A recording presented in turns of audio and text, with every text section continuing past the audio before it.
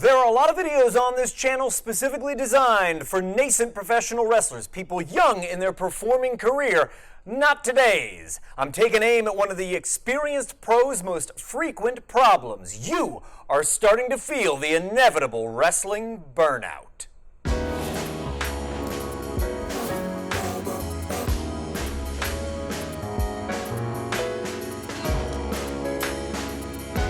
I'm Mike Quackenbush, and this is Till We Make It, and you are going through a bout of wrestling burnout? Brother, I feel ya, because I go through my semi-annual bout of wrestling burnout about twice a year. That's how semi-annual works. It's like, give or take twice a year. If that happens to be a phase of your career you are experiencing right now, I want to give you 5 methods for overcoming the burnout that you are facing. Ready? Number 1.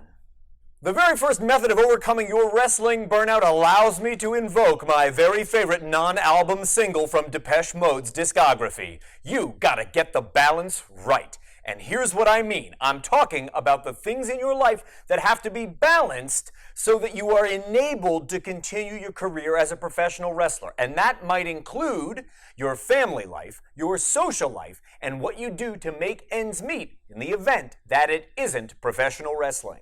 And I hope that you can learn something from a guy who absolutely never has the balance right. Because I can tell you, beyond a shadow of a doubt, 26 years into my own wrestling career, all the friends and acquaintances I have are in professional wrestling. And I'm telling you very unabashedly, that is not especially healthy.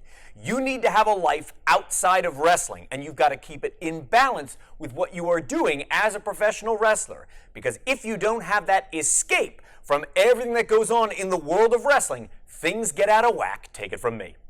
So work on getting the balance right. It might be contributing to your wrestling burnout. Maybe you're spending too much time or too much of your creative energy in the wrestling sphere, and you need to remove yourself from that sphere and enjoy life in all of its other ways. Your social life, your family life, your work life outside of wrestling, or maybe a new hobby that you take up, but you want to try and put those scales back into balance, because when they lean too heavy toward professional wrestling, the result can often be that burned out feeling.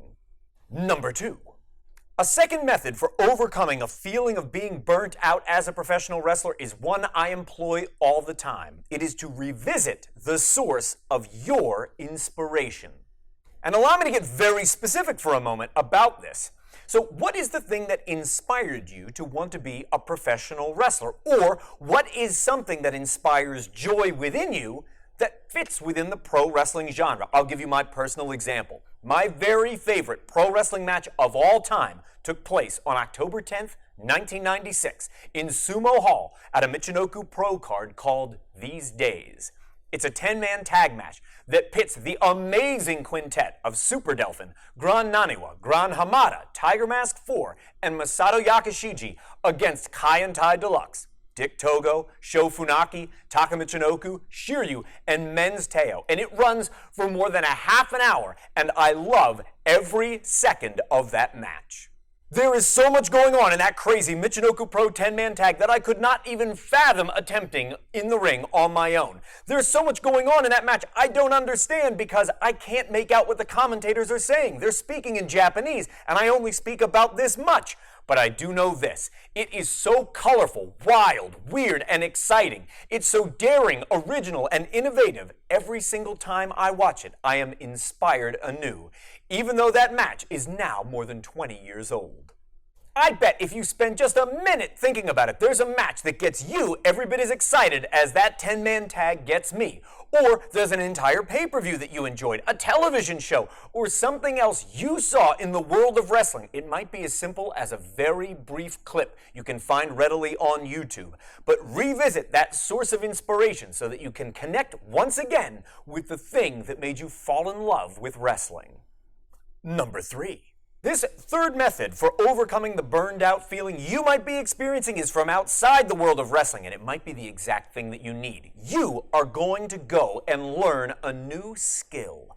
And I want to tell you up front, this new skill does not need to have any apparent relevance to professional wrestling as a craft. In fact, it might be best if it doesn't, but it will engage your brain as you learn something valuable. And I don't doubt that you're going to experience this phenomenon, because every time I go out dedicated to learning a new skill, all I see are all the points of intersection and all the roads from that skill that lead back to professional wrestling.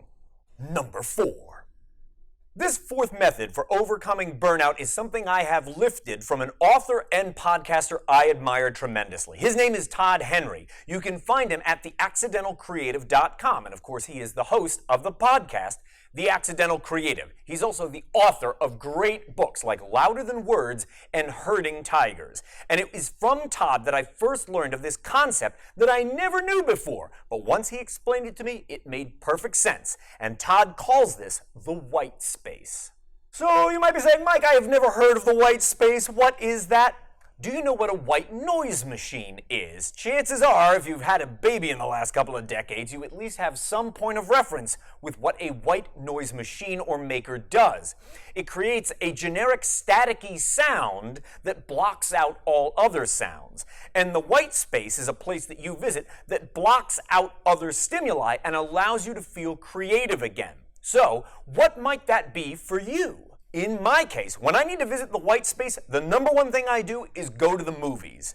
Everything else is blocked out. I turn my phone off. The only thing I'm experiencing when I'm in the movie theater is the cinematic experience in full. And that's exactly what I need. That is my version of the white space.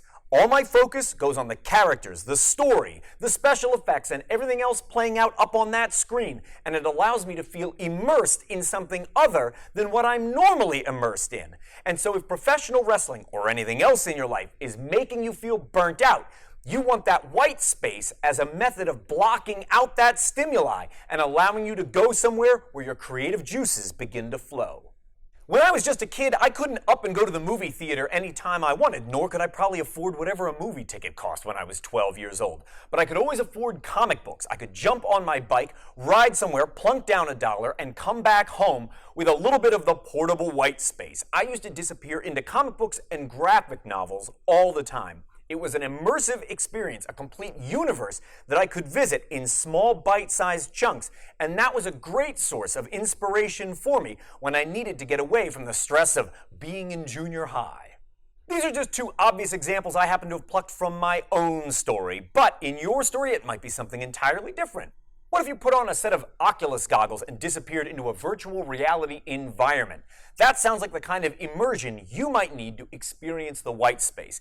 It could be as simple as binging something on your Netflix account. It might be a great novel that you disappear into, or a gaming experience that you love that allows you to disconnect from everything that's making you feel burnt out. And I'm going to heap just a little more praise on the amazing Todd Henry, who I encourage you to check out. It's from Todd that I learned the phrase, convert your creative ideas into value. And the more I thought about what that statement means, the more certain I became it absolutely applies to what we make as professional wrestlers. We are creative pros, and we have to transfer our ideas into value to be successful at what we do. And yeah, that means you need a constant stream of new creative ideas.